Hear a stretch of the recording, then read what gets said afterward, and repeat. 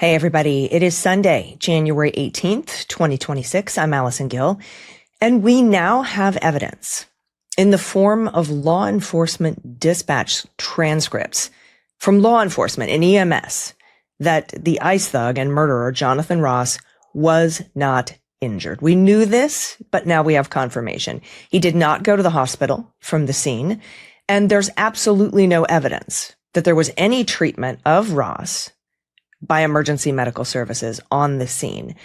So if you think you've been run over or have internal bleeding, you don't refuse aid from EMS.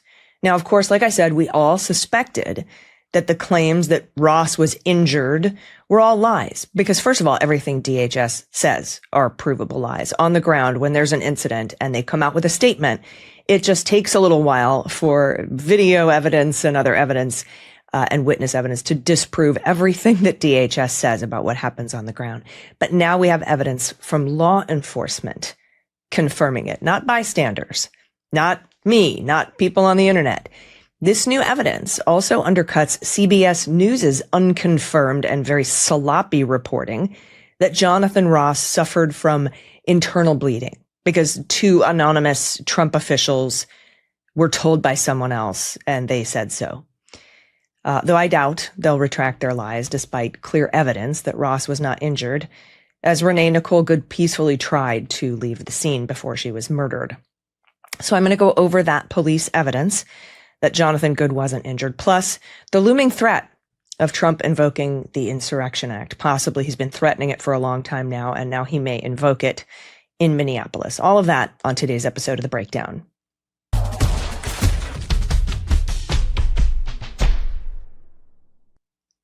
Hey, everybody. Like I said, I'm Allison Gill. Welcome to The Breakdown. Thanks to Midas for hosting my show here on their network.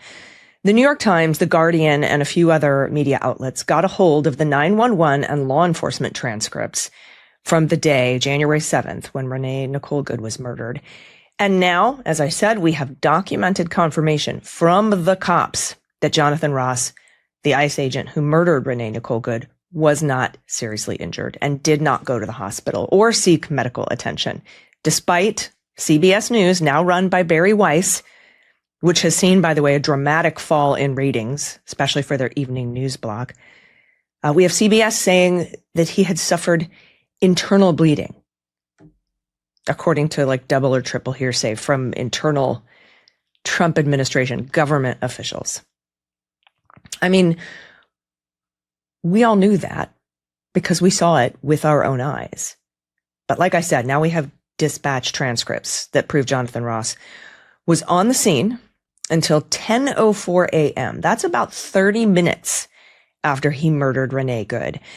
And we also know that he wasn't seen by EMS on the scene, nor was he taken to the hospital, as Kristi Noem claimed in multiple press conferences the day of and the day after, and as Trump claimed on Truth Social when he posted that the officer had been run over and was clinging to life in the hospital. No. According to dispatch transcripts, quote, agent that fired is no longer on the scene and has been transported to federal building. He was not taken to the hospital. Now, they claim here that that was 15 minutes after the shooting, but 911 calls show that the shooting took place a couple of minutes before 9:38 a.m. local time. They even say so in their own article, so I'm not sure why they think 9:35 or so to 10:04 is 15 minutes, but I digress. The Times says, quote, the calls to 911 began at 9:38 a.m. on January 7, shortly after an immigration and customs and enforcement officer fired a gun into Miss Good's maroon Honda Pilot as observers and protesters confronted federal agents. The frantic calls persisted for about an hour. And the 911 calls also confirm what we saw with our own eyes on the video. Quote, there's 15 ICE agents and they shot her, like, because she wouldn't open her car door, one caller said. Quote, I witnessed it, a separate caller told an operator. Asked if anyone was hit, she replied after catching her breath, yes, bleeding. The caller later said she tried to drive away, but crashed into the nearest vehicle that was parked. But here's the really horrible part from these transcripts. Quote, when paramedics arrived at 9:42 a.m., Ms. Good was in the driver's seat, unresponsive, with blood on her face and torso, the records say. After they removed her from the vehicle, she was not breathing and had an irregular pulse. She had a pulse. It was thready and weak, but she had one. And I seem to remember a civilian physician minutes earlier on the scene asking to render aid and being told no. Can I go check a pulse? No! Back up! Now! I'm a physician! I don't care. I understand. We got EMS coming, and I get it. Just give us a second. We have medics on scene.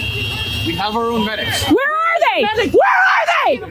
Pulse. How can I relax? You just killed my neighbor! You caught your butter in the face!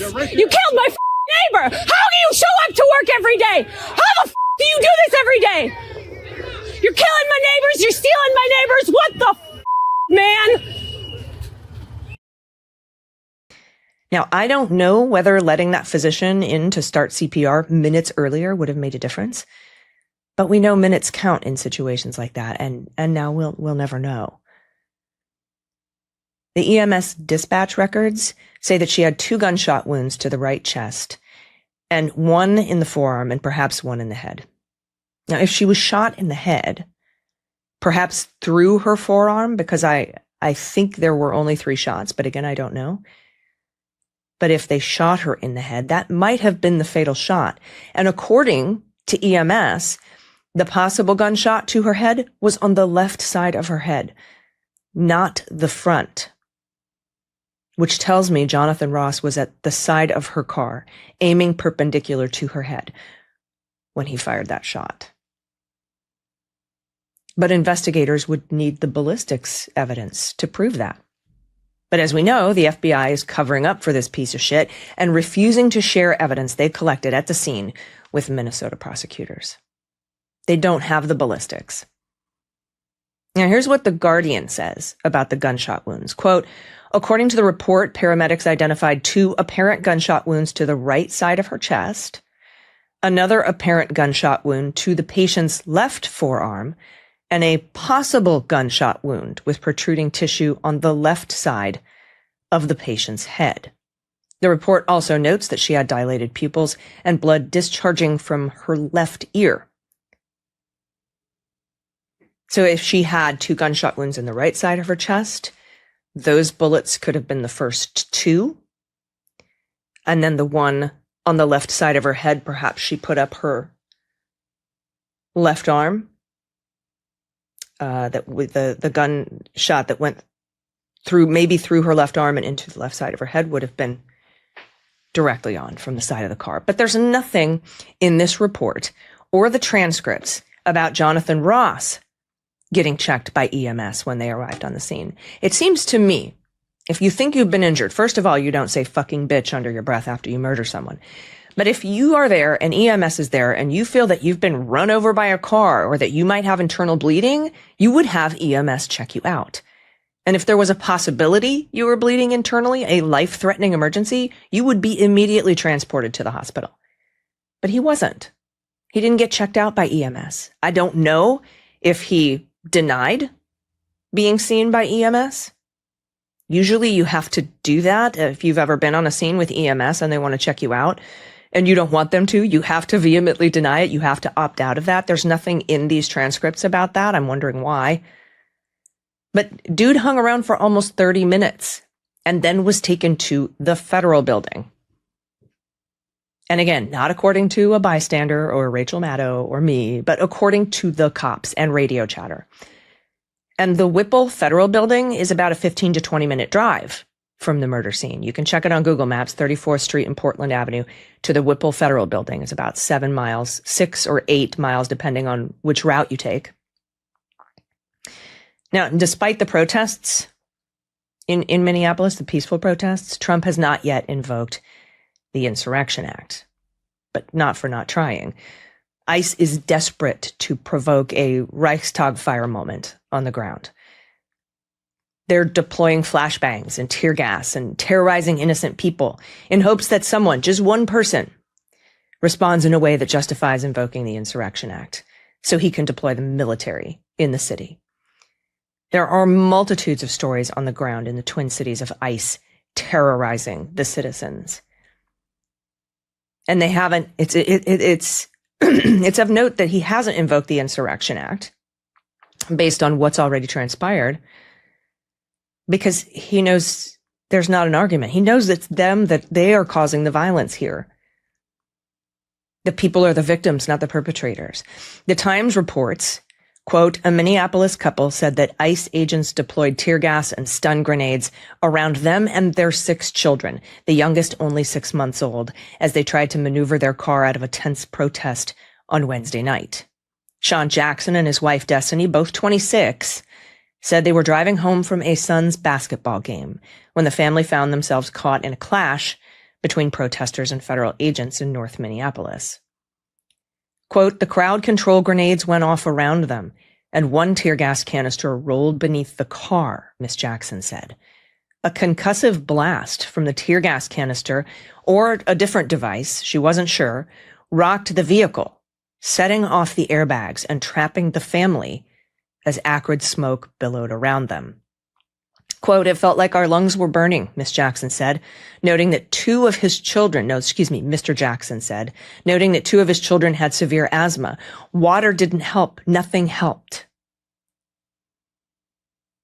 Now, Homeland Security posted on Twitter right after the aftermath of that, it's horrific to see radical agitators bring children to violent riots. Please stop endangering your children. Now, they quickly deleted that post when they realized they almost murdered a 6-month-old child who had stopped breathing and had to be rushed to the hospital. They are recovering now. There are so many people, in fact, being dragged out of their vehicles and wrongfully detained that the city has put out a statement saying vehicles that are abandoned due to an ICE detention and towed to the city's impound lot will be released to their owners or representative at no cost. There are so many vehicles being abandoned in Minnesota right now, in Minneapolis right now, from ICE detentions. It's such a big problem that they had to put out a statement about it and promise that they would release the vehicle to you at no charge. It's that big of a problem. So with all this going on, why hasn't Trump invoked the Insurrection Act yet? Well, I think he might be about to, but not because of what DHS claims happened to Jonathan Ross. You know, as much as they're trying to make this about her ramming him when he's moving his vehicle out of the snow, every bullshit statement they're making, trying to make it seem like an officer was attacked. They know the truth, right? And they don't want to use that as the legal vehicle to argue this to the Supreme Court or any court. Because guess what? They would have to bring the evidence. They would be forced to put the evidence that they are trying to hide about the murder out into the open, in open court.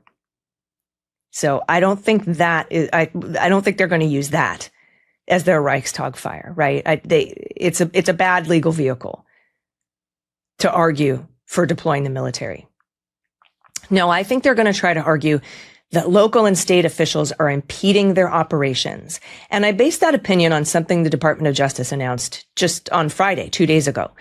You'll recall that here on the breakdown on November 2nd, I speculated that the Supreme Court might deny Trump the ability to deploy the National Guard under Title 10 of the United States Code, Section 12406. Watch. But now let's talk about the Illinois case on the National Guard in Chicago. A lower court there issued a restraining order to not deploy. And the Seventh Circuit there, they upheld that lower court order. So there's no need for an en banc rehearing. But the Trump administration appealed to the Supreme Court. That was about 17 days ago. And this week, the Supremes issued an order that tells me they might actually rule against Trump on this one, on his authority under 10 U.S. Code 12406, Section 12406. That's the authority he's currently trying to use. And this order makes me think that the Supreme Court will rule that he doesn't have the authority, this authority, under that particular law. Here's the order from the justices I'm talking about. It says, The parties are directed to file supplemental letter briefs addressing the following question: whether the term regular forces refers to the regular forces of the United States military, and if so, how that interpretation affects the operation of Title 10 U.S. Code Section 12406. So 10 U.S. Code Section 12406 is the law, like I said, that Trump says gives him the authority to deploy the National Guard. It says the National Guard can be deployed when the president is unable, with the regular forces, to execute the laws of the United States. Now, the Trump administration says that the local federal cops in Chicago are regular forces and that they can't control the crime by themselves. So he thinks regular forces means civilian law enforcement, not the military. Now, Illinois and a guy named Marty Lederman, who's filed an amicus brief in this case, argues that the regular forces are the military. And since Trump hasn't deployed the military, he hasn't met the requirements of the law that says POTUS can send the National Guard when regular forces fail. You can only send the National Guard if regular forces are the military, you can only send the National Guard if the military has failed. He never sent the military, so you can't send the National Guard. So the Supreme Court here wants the parties to define regular forces, and it gives them until November 17th to do so, meaning the National Guard will remain blocked from being deployed in Chicago until at least November 17th. But it seems obvious to me that Trump is trying to get permission to deploy the military under this law, 12406. But if he fails, if the Supreme Court says no, I imagine Trump will take a look at invoking the Insurrection Act. Now, as it turns out, I was right. The Supreme Court ruled against Trump and blocked him from deploying the National Guard under that title, 12406. And Justice Kavanaugh, in his concurrence, said he was concerned that this might lead to an invocation of the Insurrection Act. He writes in a footnote in his concurrence, quote, "As I read it, the court's opinion does not address the president's authority under the Insurrection Act. One apparent ramification of the court's opinion is that it could cause the president to use the U.S. military more than the National Guard to protect federal personnel and property in the United States."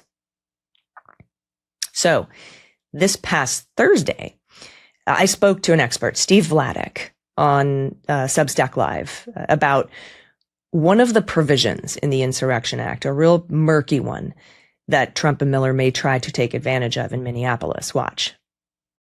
Yeah, and I think, the problem with 12406 was that, as I said, the Supreme Court asked them to define regular forces, and as Marty Lederman pointed out in his amicus brief, regular forces is the military. And so the president can't deploy a National Guard unless the regular forces fail, which is the military. And since that hadn't happened, you can't deploy. But in the Insurrection Act, it seems like especially that final provision is a little more problematic for us, not for Trump, because it's to put down any insurrection, domestic violence, unlawful combination of conspiracy, if it, Part 2, opposes or obstructs the execution of the laws of the United States or impedes the course of justice under those laws. And what does that even mean? And how would this Supreme Court interpret that? So talk a little bit about that final provision being a little bit jinky.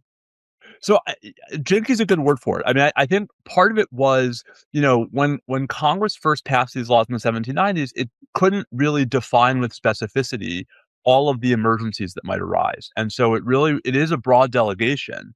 But it's worth stressing, I mean, and I mentioned this in some of my writing, the Justice Department has long taken the position that even that language still requires a fundamental breakdown in order. And, the problem is that if you read that language literally and out of context, a single private citizen who parks their SUV in front of the garage that the ICE officers are driving their vehicles out of is, maybe impeding, right, the ability of federal law enforcement officers. No one would ever have thought that that was sufficient to justify an invocation of the Insurrection Act. And so we have here, I think, a bit of a disconnect between what the statute says in a vacuum and how it's always been understood. And it's always been understood to require much, much more, to the point of either local authorities who are overwhelmed or local authorities who are themselves the ones who are doing the obstructing. So he doesn't have authority under 12406. Kavanaugh's worried that that might cause him to invoke the Insurrection Act. He needs pretext to invoke the Insurrection Act, such as local authorities impeding law enforcement. And then the very next day, what do you know? We learned that his Department of Justice is criminally investigating Minnesota Governor Tim Walz and Minneapolis Mayor Jacob Frey. For what? Quote, the Justice Department has issued subpoenas for Governor Tim Walz and Minneapolis Mayor Jacob Frey as part of an investigation alleging that the two Democratic leaders are impeding federal law enforcement officers' abilities to do their jobs in the state. They're investigating them for language directly out of the Insurrection Act. Look, the president can deploy the military under the Insurrection Act if, quote, authorities of that state oppose or obstruct the execution of the laws of the United States. It is right out of the Insurrection Act. The investigation into Walz and Frey isn't just a dick move to go after his political enemies. It's that, but it's also, I think, a pretext to invoke the Insurrection Act, which again, they haven't done based on the murder of Renee Good because they know they murdered her. And they would have to show their evidence in open court. And again, they are trying to hide that evidence. But remember, it was Kavanaugh that warned that blocking Trump deploying the National Guard could lead to an invocation of the Insurrection Act. And he is the administrative justice that sits atop the Eighth Circuit Court of Appeals. And Minneapolis is in the Eighth Circuit.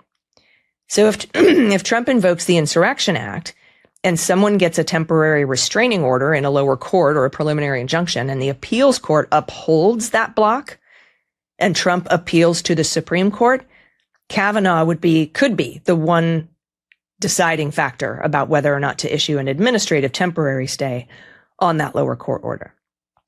But would the appeals court uphold a lower court injunction barring the use of the Insurrection Act? Would the appeals court agree to that? Minneapolis, as I said, is part of the Eighth Circuit, which is a very conservative circuit. 10 of the 11 judges on the Eighth Circuit bench were appointed by Republicans, including 4 by Trump himself. So I think we're actually about to find out how the Eighth Circuit feels about a lot of this, because U.S. District Judge Catherine Menendez, a Biden appointee, just issued the following preliminary injunction. Covered federal agents are hereby enjoined from A, retaliating against persons who are engaging in peaceful and unobstructive protest activity, including observing the activities of Operation Metro Surge. B, arresting or detaining persons who are engaging in peaceful and unobstructive protest activity, including observing the activities of Operation Metro Surge, in retaliation for their protected conduct, and absent a showing of probable cause or reasonable suspicion that the person has committed a crime or is obstructing or interfering with the activities of covered federal officers. C, using pepper spray or similar non-lethal munitions and crowd dispersal tools against persons who are engaging in peaceful and unobstructive protest activity, including observing the activities of Operation Metro Surge, in retaliation for their protected conduct. D, stopping or detaining drivers and passengers in vehicles where there is no reasonable articulable suspicion that they are forcibly obstructing or interfering with covered federal agents or otherwise violating U.S. Code, Title 18 U.S. Code, Section 111. The act of safely following covered federal agents at an appropriate distance does not by itself create reasonable suspicion to justify a vehicle stop. Now, it's a foregone conclusion that the government will appeal this preliminary injunction to the Eighth Circuit. And we'll see, probably sooner rather than later, how the conservative Eighth Circuit responds. Now, before we go, I just want to leave you with this clip.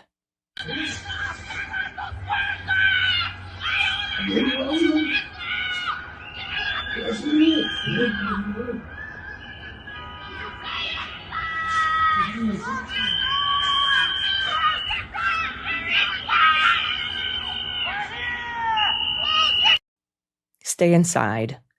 Lock your doors. They're here.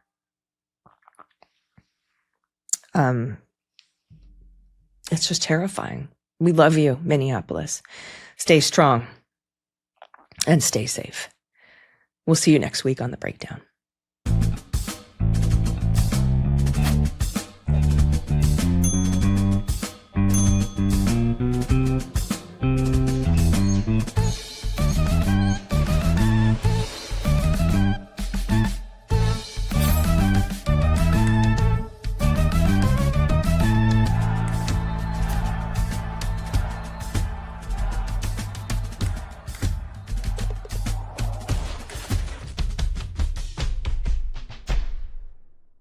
Love this video? Support independent media and unlock exclusive content, ad-free videos, and custom emojis by becoming a paid member of our YouTube channel today.